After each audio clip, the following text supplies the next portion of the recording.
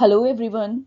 So today we are going to study one of the most important concepts in political theory, justice.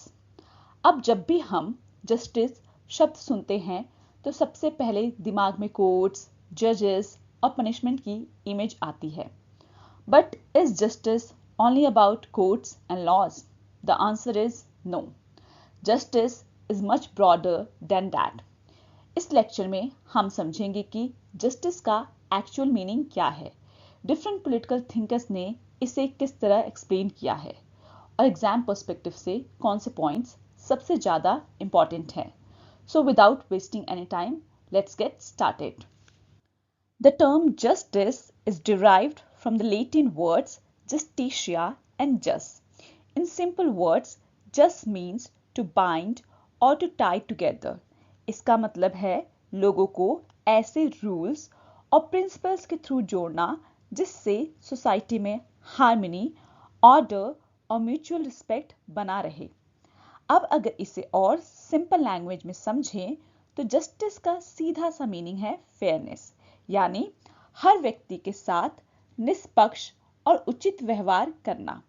Justice यह ensure करता है कि हर इंसान को उसके राइट्स मिलें, उसके साथ किसी भी तरह का अनजस्ट डिस्क्रिमिनेशन ना हो और साथ ही वह अपनी ड्यूटीज और रिस्पॉन्सिबिलिटीज भी निभाए. फॉर एग्जाम्पल, इमेजिन एक टीचर क्लास में कॉपीज चेक कर रहा है. अगर वो सभी स्टूडेंट्स को उनकी परफॉर्मेंस के बेसिस पर मार्क्स देता है बिना किसी फेवरेटिज्म या बायस के, तो हम कहेंगे कि जस्टिस हुआ है. लेकिन अगर वह अपने फेवरेट स्टूडेंट को बिना रीजन के ज्यादा मार्क्स दे दे तो वह इनजस्टिस होगा. So in one line we can say that justice is the principle of fairness in society. It helps in maintaining equality, rights, duties and social harmony. अब हम समझते हैं कि जस्टिस के कॉन्सेप्ट का डेवलपमेंट कैसे हुआ. इसका जवाब हमें प्राचीन ग्रीक फिलोसोफर से मिलता है, जिनमें सबसे पहला नाम आता है प्लेटो का. प्लेटो ने अपनी फेमस बुक रिपब्लिक में जस्टिस को हार्मनी या सामंजस्य के रूप में एक्सप्लेन किया. उनके अकॉर्डिंग जस्टिस तब एग्जिस्ट करता है जब सोसाइटी का हर व्यक्ति वही काम करे जिसके लिए वह नेचुरली सबसे ज्यादा सुटेबल है. इसके बाद एरिस्टोटल ने जस्टिस को और प्रैक्टिकल तरीके से एक्सप्लेन किया. उन्होंने जस्टिस को दो ब्रॉड कैटेगरीज में डिवाइड किया. पहला जनरल जस्टिस और दूसरा पर्टिकुलर जस्टिस. जनरल जस्टिस का मतलब है लॉज को ओबे करना और एक मोरली गुड सिटीजन बनना, यानी अगर हर सिटीजन कानून का पालन करे और एथिकल बिहेवियर रखे तो सोसाइटी में जनरल जस्टिस मेंटेन रहेगा. पर्टिकुलर जस्टिस स्पेसिफिक सिचुएशंस से डील करती है और इसके दो फॉर्म्स हैं. पहला है डिस्ट्रीब्यूटिव जस्टिस, जिसका मतलब है रिसोर्सेस, वेल्थ, ऑनर्स या अपॉर्चुनिटीज का फेयर डिस्ट्रीब्यूशन. एरिस्टोटल कहते हैं कि डिस्ट्रीब्यूशन इक्वालिटी के बेसिस पर नहीं बल्कि मेरिट और कंट्रीब्यूशन के बेसिस पर होना चाहिए. जैसे अगर दो स्टूडेंट्स ने एग्जाम दिया है तो जिसके मार्क्स ज्यादा हैं उसे गोल्ड मेडल मिलेगा. ये डिस्ट्रीब्यूटिव जस्टिस है. दूसरा है करेक्टिव जस्टिस. जब किसी के साथ गलत होता है, चाहे क्राइम हो, एक्सीडेंट हो या किसी तरह का लॉस, तब उस अन्याय को पनिशमेंट या कंपनसेशन के थ्रू करेक्ट किया जाता है. अगर कोई किसी की प्रॉपर्टी डैमेज कर दे और कोर्ट उसे कंपनसेशन देने का ऑर्डर दे तो यह करेक्टिव जस्टिस का एग्जाम्पल है. तो याद रखिए, प्लेटो के लिए जस्टिस का मतलब हार्मनी, जबकि एरिस्टोटल ने जस्टिस को क्लासिफाई करके उसके प्रैक्टिकल डायमेंशंस को एक्सप्लेन किया. यह डिस्टिंक्शन एग्जाम में भी काफी इंपॉर्टेंट माना जाता है.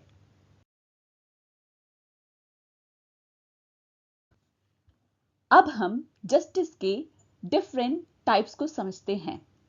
सबसे पहला टाइप है procedural justice.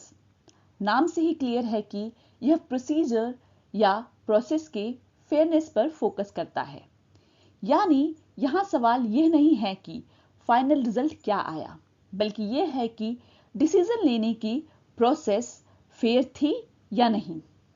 In simple words, procedural justice का मतलब है कि सभी लोगों के लिए एक ही रूल हो, प्रोसेस ट्रांसपेरेंट हो और किसी के साथ भी बायस या डिस्क्रिमिनेशन ना हो। अगर प्रोसीजर सबके लिए सेम है तो जस्टिस माना जाएगा। फॉर एग्जाम्पल, एक कॉम्पिटिटिव एग्जाम को लीजिए। अगर सभी स्टूडेंट्स को same question paper, same time और सेम इवैल्यूएशन क्राइटेरिया दिए जाते हैं तो ये प्रोसीजरल जस्टिस का एग्जाम्पल है। हो सकता है रिजल्ट सबका अलग अलग आए, लेकिन क्योंकि प्रोसेस सबके लिए इक्वल थी, इसलिए प्रोसीजर फेयर माना जाएगा। इसी वजह से प्रोसीजरल जस्टिस का close connection rule of law, constitutionalism और लिबरल डेमोक्रेसी से है। डेमोक्रेसी में भी सबसे इंपॉर्टेंट बात यह होती है कि लॉज सबके लिए इक्वली अप्लाई होते हैं, चाहे आम आदमी हो या प्राइम मिनिस्टर। सो एक लाइन में याद रखिए, procedural justice does not ask whether the outcome was fair, it asks whether the process was fair। यह एग्जाम के लिए बहुत इंपॉर्टेंट लाइन है। पिछली स्लाइड में हमने प्रोसीजरल जस्टिस पढ़ा था, जहां फोकस प्रोसेस पर था। लेकिन अब एक इंपॉर्टेंट क्वेश्चन उठता है, अगर प्रोसेस फेयर है लेकिन फाइनल रिजल्ट ही अनफेयर निकला तो क्या उसे जस्टिस कहेंगे? इसी क्वेश्चन का आंसर देता है सब्सटैंटिव जस्टिस। सब्सटैंटिव जस्टिस का फोकस आउटकम या फाइनल रिजल्ट पर होता है, यानी यह देखता है कि डिसीजन का रिजल्ट सोसाइटी में इक्वालिटी, डिग्निटी और ह्यूमन वेलफेयर को प्रमोट करता है या नहीं। इसके अकॉर्डिंग सिर्फ फेयर प्रोसीजर होना काफी नहीं है, फाइनल आउटकम भी जस्ट होना चाहिए। फॉर एग्जाम्पल, मान लीजिए एक स्कूल में एडमिशन के रूल्स सबके लिए सेम हैं। प्रोसीजर तो फेयर है, लेकिन इकोनॉमिकली और सोशली डिसएडवांटेज स्टूडेंट्स को इक्वल अपॉर्चुनिटीज ही नहीं मिल पाती। ऐसे में स्टेट रिजर्वेशन या स्पेशल प्रोविजंस देती है ताकि फाइनल आउटकम ज्यादा इक्विटेबल हो। यह सब्सटैंटिव जस्टिस का एग्जाम्पल है। इसी वजह से सब्सटैंटिव जस्टिस का close connection social justice, welfare state और इगैलिटेरियनिज्म से माना जाता है। वेलफेयर स्टेट का ऑब्जेक्टिव भी सिर्फ इक्वल रूल्स बनाना नहीं, बल्कि ऐसी पॉलिसीज बनाना है जो सोसाइटी के वीकर सेक्शंस को भी आगे बढ़ने का मौका दे। अब एक लाइन में डिफरेंस याद रखिए, procedural justice asks was the process fair, whereas substantive justice asks was the outcome fair।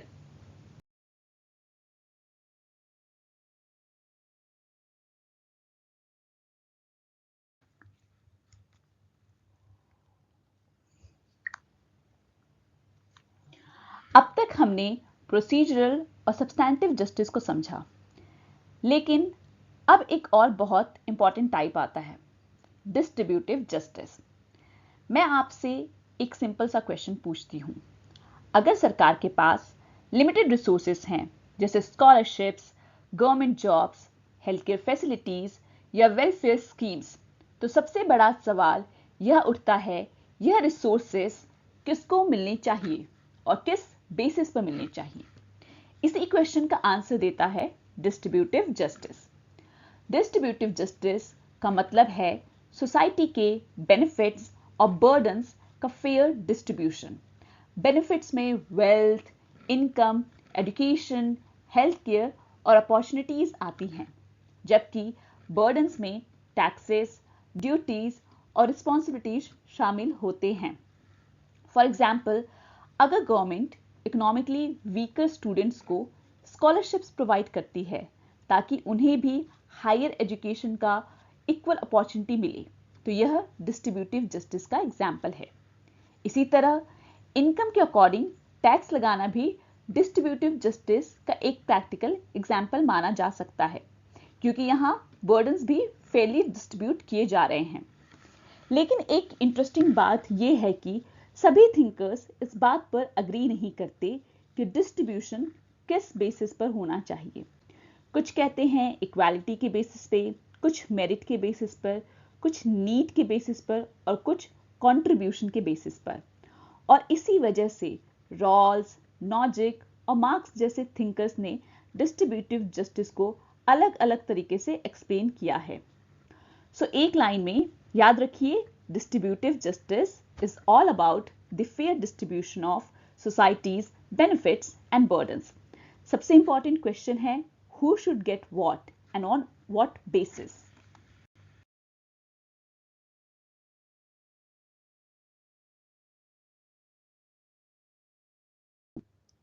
अब तक हमने ये समझ लिया कि डिस्ट्रीब्यूटिव जस्टिस का मतलब है रिसोर्सेस का फेयर डिस्ट्रीब्यूशन। लेकिन अब सबसे इंपॉर्टेंट क्वेश्चन आता है, फेयर डिस्ट्रीब्यूशन का मतलब क्या है, यानी रिसोर्सेस किस बेसिस पर डिस्ट्रीब्यूट होने चाहिए। इसी सवाल का कोई एक आंसर नहीं है। डिफरेंट पॉलिटिकल थिंकर्स ने इसके अलग अलग आंसर्स दिए हैं। चलिए उन्हें एक एक कर समझते हैं।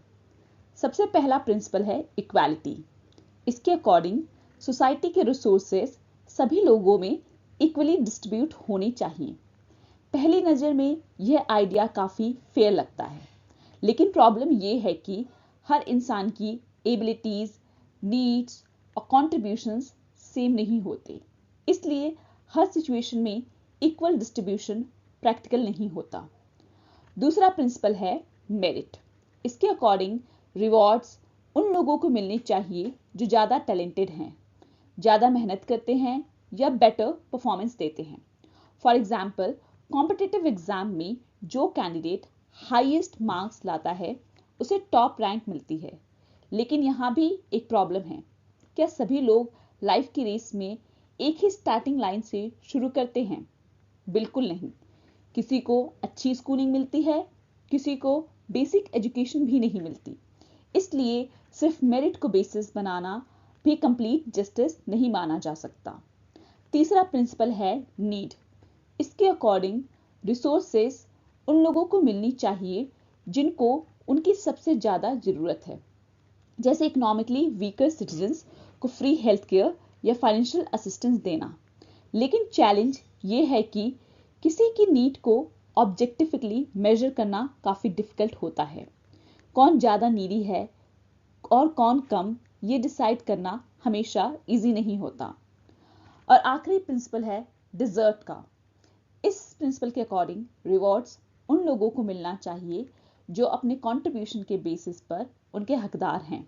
फॉर एग्जाम्पल, एक एम्प्लॉय जिसने कंपनी के लिए एक्सेप्शनल वर्क किया, उससे प्रमोशन मिलना चाहिए। लेकिन यहाँ भी प्रॉब्लम वही है, कंट्रीब्यूशन को ऑब्जेक्टिवली मेजर कैसे किया जाए। हर कंट्रीब्यूशन को नंबर्स में मेजर करना पॉसिबल नहीं होता। तो एक बात क्लियर हो गई कि इक्वालिटी, मेरिट, नीड, डिजर्ट चारों प्रिंसिपल अपनी जगह इंपॉर्टेंट हैं, लेकिन इनमें से कोई भी परफेक्ट नहीं है। अब हम आते हैं 20th सेंचुरी के सबसे influential political philosopher John Rawls पर। अगर यूजीसी नेट या असिस्टेंट प्रोफेसर एग्जाम्स की बात करें तो जस्टिस टॉपिक में रॉल्स का नाम ऑलमोस्ट अनअवॉइडेबल है, इसलिए उनकी थ्योरी को कॉन्सेप्चुअली समझना बहुत जरूरी है। 1971 में रॉल्स ने अपनी famous book a theory of justice publish की, जिसमें उन्होंने अपनी थ्योरी दी, जस्टिस एज फेयरनेस।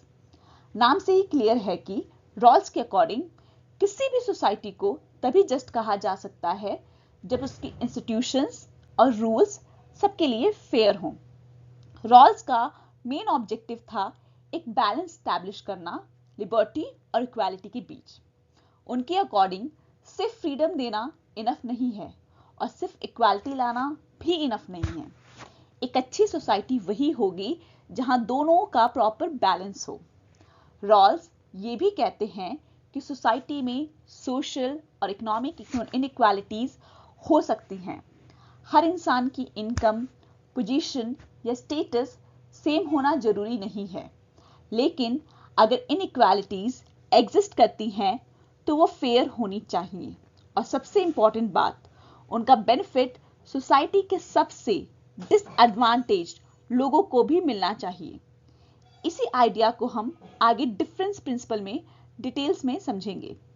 लेकिन अब सवाल उठता है, फेयर रूल्स बनेंगे कैसे?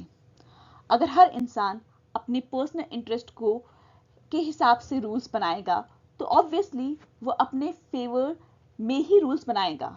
इसी प्रॉब्लम को सॉल्व करने के लिए रॉल्स एक हाइपोथेटिकल सिचुएशन इमेजिन करते हैं जिसे वो कहते हैं original position.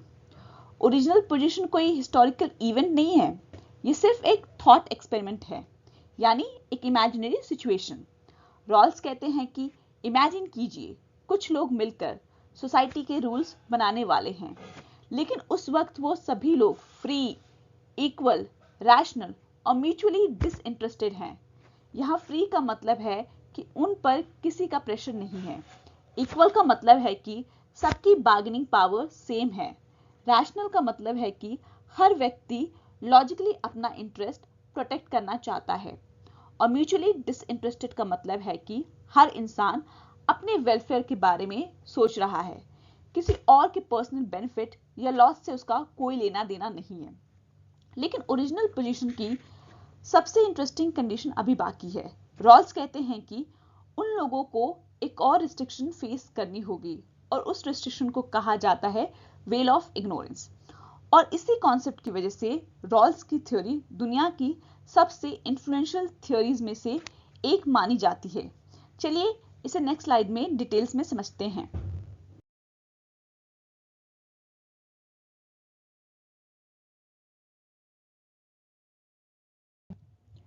Well of ignorance का सिंपल मतलब है इग्नोरेंस का पर्दा।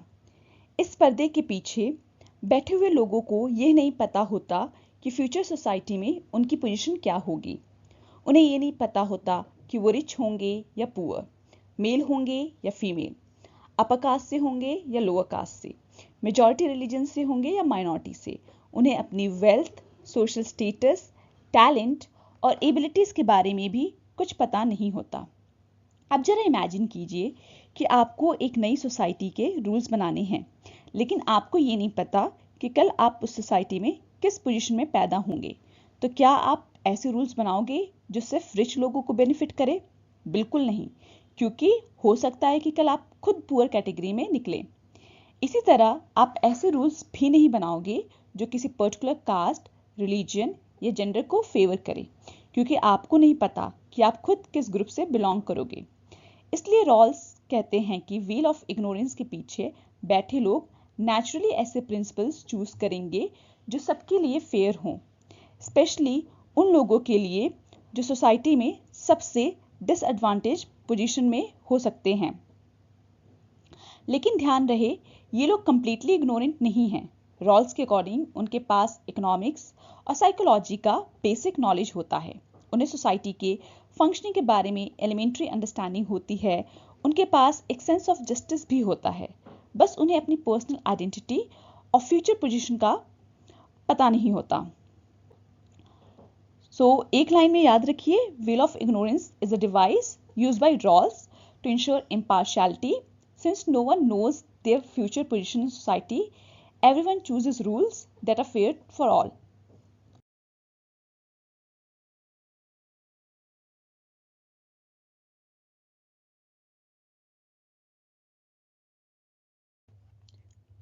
अब जब इंडिविजुअल्स वेल ऑफ इग्नोरेंस के पीछे जस्टिस के प्रिंसिपल्स चूज करते हैं, तो रॉल्स कहते हैं कि हर रैशनल पर्सन कुछ चीजें जरूर चाहेगा, चाहे उसकी फ्यूचर पोजीशन कुछ भी हो। इन्हें रॉल्स प्राइमरी गुड्स कहते हैं। प्राइमरी गुड्स में basic rights and liberties, opportunities, income and wealth, position of power और सबसे इंपॉर्टेंट सेल्फ रिस्पेक्ट शामिल है।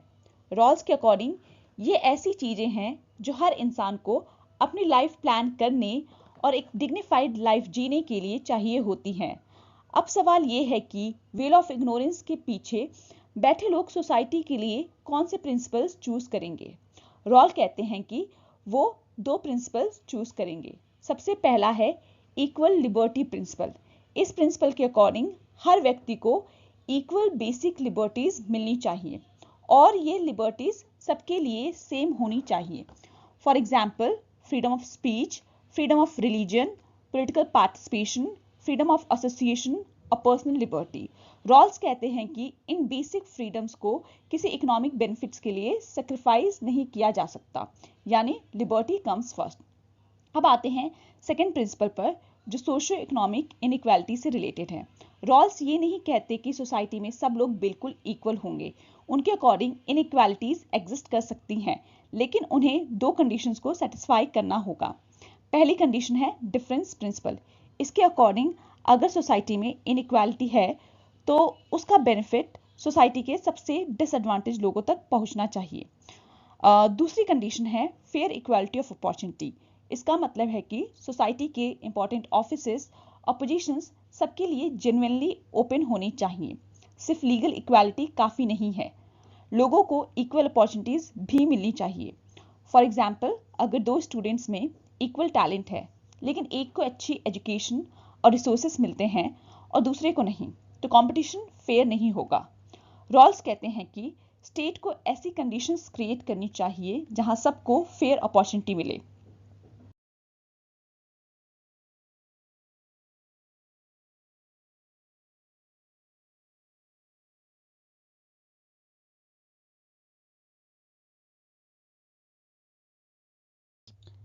अब रॉल्स की थ्योरी को और अच्छी तरह समझने के लिए एक इम्पॉर्टेंट कॉन्सेप्ट देखते हैं, लेक्सिकल और प्रायोरिटी ऑर्डर। रॉल्स कहते हैं कि उनके प्रिंसिपल्स इक्वली इंपॉर्टेंट नहीं है, इनके बीच में एक प्रायोरिटी ऑर्डर है। सबसे पहला आता है इक्वल लिबर्टी प्रिंसिपल। इसका मतलब है कि बेसिक फ्रीडम्स जैसे freedom of speech, religion etcetera को सबसे ज़्यादा इंपॉर्टेंस दी जाएगी। इन लिबर्टीज को इकोनॉमिक बेनिफिट्स के लिए सेक्रीफाइस नहीं किया जाएगा। इसके बाद आता है फेयर इक्वालिटी ऑफ अपॉर्चुनिटी।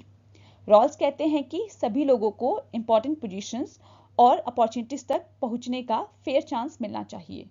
और सबसे बाद में आता है डिफरेंस प्रिंसिपल, यानी इनइक्वालिटीज तभी एक्सेप्टेबल होंगी जब वो सोसाइटी के लीस्ट एडवांटेज लोगों को बेनिफिट पहुंचाएं। इस प्रायोरिटी ऑर्डर को एक सिंपल फॉर्मूला की तरह याद रखिए, liberty first, opportunity second, inequality justified only if it benefits the least disadvantage. ये एग्जाम के लिए बहुत इंपॉर्टेंट पॉइंट है। अब अगर हम इंडियन कंटेक्स्ट की बात करें तो रॉल्स की थ्योरी काफ़ी रेलिवेंट लगती है। हमारे कॉन्स्टिट्यूशन के आइडियल्स जस्टिस, लिबर्टी, इक्वालिटी और फ्रेटर्निटी रॉल्स के आइडियाज से काफ़ी हद तक मिलते जुलते हैं। इसी वजह से रॉल्स की theory reservation policies, welfare state और सोशल जस्टिस मेजर्स को फिलोसफिकल सपोर्ट प्रोवाइड करती है। उनका फेयर इक्वालिटी ऑफ अपॉर्चुनिटी और डिफरेंस प्रिंसिपल हमें ये जस्टिफाई करने में मदद करता है कि स्टेट डिसएडवांटेज ग्रुप्स के लिए स्पेशल मेजर्स क्यों लेती है। अब हम रॉल्स की थ्योरी के कुछ क्रिटिसिज्म के बारे में जानेंगे। सबसे पहले क्रिटिसिज्म रॉबर्ट नॉजिक ने दिया। नॉजिक के अकॉर्डिंग रीडिस्ट्रीब्यूशन के नाम पर स्टेट जब टैक्सेस कलेक्ट करके रिसोर्सेज ट्रांसफर करती है तो वो इंडिविजुअल प्रॉपर्टी राइट्स का वायलेशन करती है। कम्युनिटेरियन थिंकर्स ने कहा कि रॉल्स इंडिविजुअल्स को बहुत एब्स्ट्रैक्ट तरीके से देखते हैं। रियलिटी में कोई भी व्यक्ति अपनी कम्युनिटी, कल्चर और सोशल आइडेंटिटी से अलग नहीं होता। मार्क्सिस्ट थिंकर्स ने भी रॉल्स की क्रिटिसिज्म की। उनके अकॉर्डिंग रॉल्स इनइक्वालिटीज को रेगुलेट करने की बात तो करते हैं, लेकिन कैपिटलिज्म के बेसिक स्ट्रक्चर को चैलेंज नहीं करते। इसलिए मार्क्सिस्ट कहते हैं कि रॉल्स इनइक्वालिटी की रूट कॉज तक नहीं पहुंचते।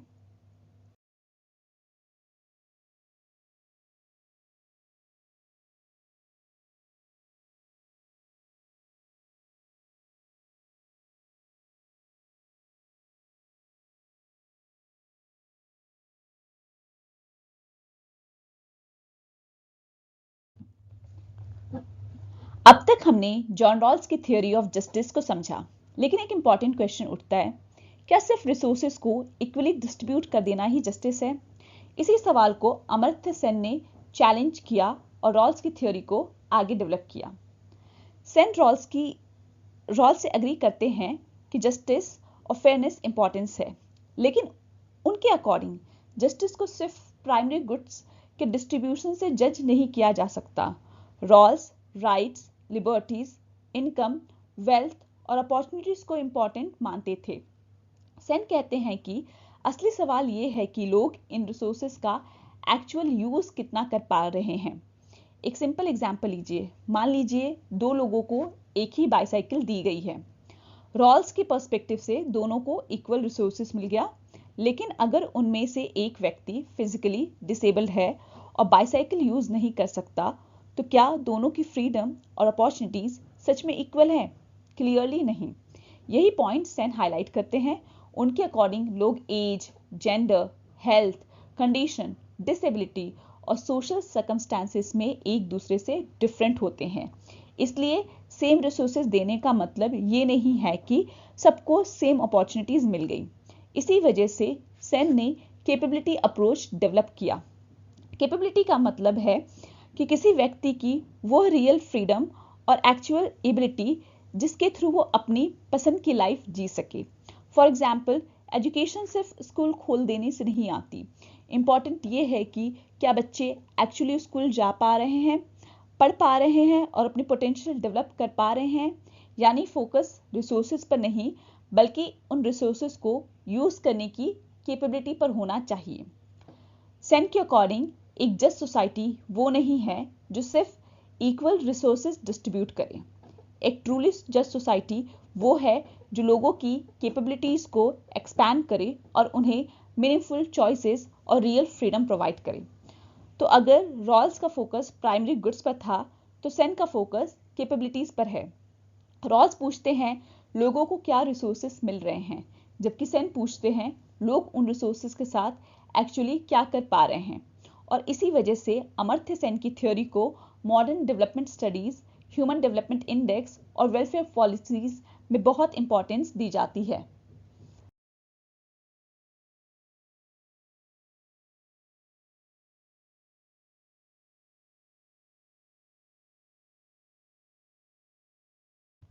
अब हम मार्क्सिस्ट थ्योरी ऑफ जस्टिस को समझेंगे।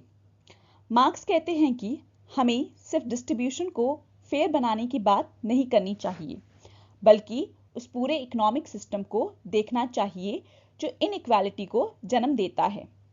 मार्क्स की थ्योरी को अक्सर and state theory of justice कहा जाता है। इसका मतलब है कि मार्क्स के लिए सबसे इंपॉर्टेंट चीज प्रोसीजर नहीं, बल्कि फाइनल सोशल आउटकम है। यानी सोसाइटी का एंड रिजल्ट कैसा है, क्या एक्सप्लॉयटेशन है या नहीं, क्या इक्वालिटी है या नहीं। मार्क्स के अकॉर्डिंग कैपिटलिज्म इनहेरेंटली अनजस्ट है। क्यों?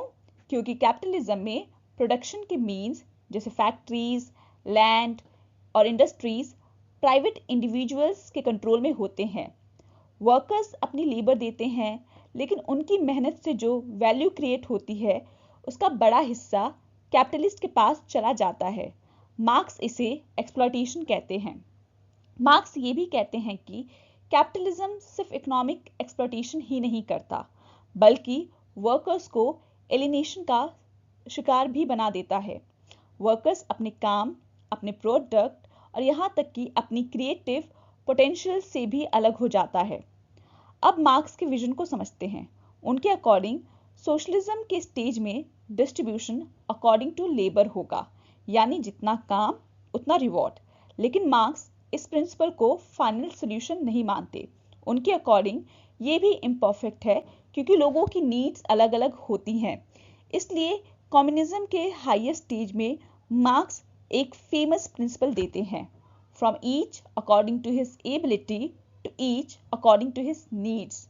यानी हर व्यक्ति अपनी कैपेबिलिटी के अकॉर्डिंग कंट्रीब्यूट करेगा और उससे उसके नीड्स के अकॉर्डिंग रिसोर्सेस मिलेंगे।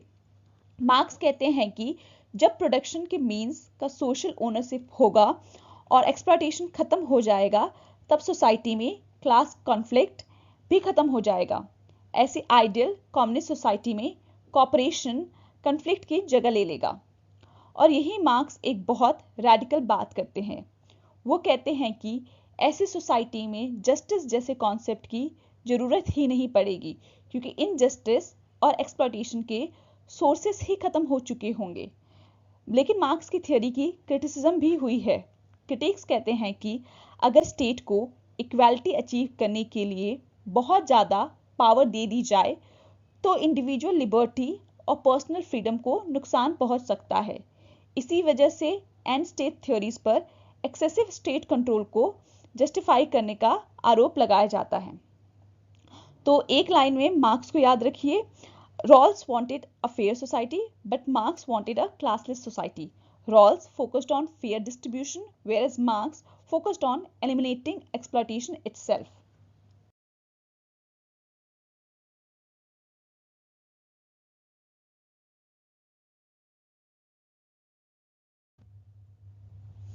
अब तक हमने रॉल्स, सेन और मार्क्स जैसे थिंकर्स को पढ़ा, लेकिन फेमिनिस्ट थिंकर्स ने एक इंपॉर्टेंट क्वेश्चन उठाया, क्या ट्रेडिशनल थ्योरी ऑफ जस्टिस सच में सबके एक्सपीरियंसेस को रिप्रेजेंट करती है?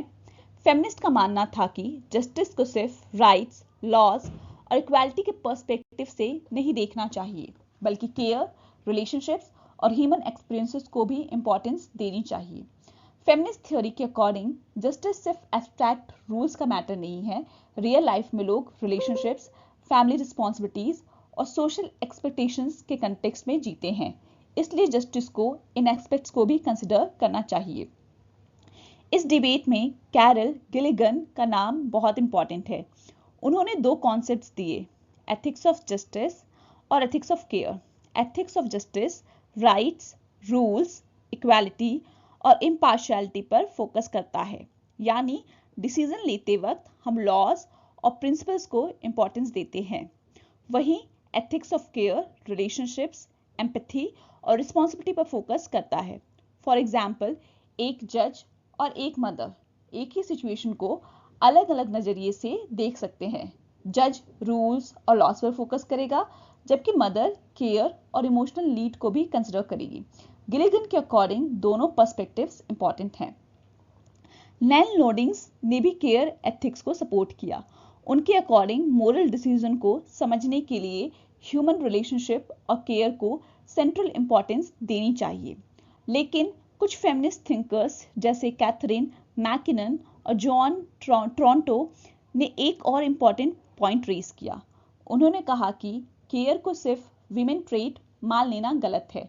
अगर हम केयर को एक्सक्लूसिवली फेमिनाइन क्वालिटी कहेंगे तो ये खुद एक जेंडर स्टीरियोटाइप बन जाएगा।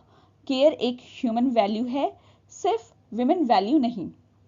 सूजन मॉलर ऑकिन ने जस्टिस के डिस्कशन को फैमिली तक एक्सटेंड किया।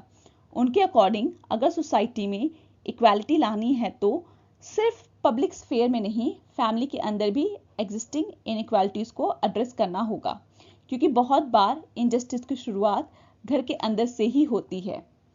मॉडर्न फेमिनिस्ट थिंकर्स इसलिए कहते हैं कि केयर और जस्टिस एक दूसरे के अपोजिट नहीं हैं, दोनों कॉम्प्लीमेंट्री हैं। एक ट्रूली जस्ट सोसाइटी वही होगी जो इक्वालिटी और राइट्स के साथ साथ एम्पैथी, केयर और ह्यूमन रिलेशनशिप को भी इंपॉर्टेंस दे। तो एक लाइन में फेमिनिस्ट थ्योरी ऑफ जस्टिस का ऑब्जेक्टिव है a more inclusive and gender sensitive concept of justice, जहां जस्टिस सिर्फ रूल्स तक लिमिटेड ना हो, बल्कि रियल लाइफ ह्यूमन एक्सपीरियंसेस को भी रिफ्लेक्ट करे।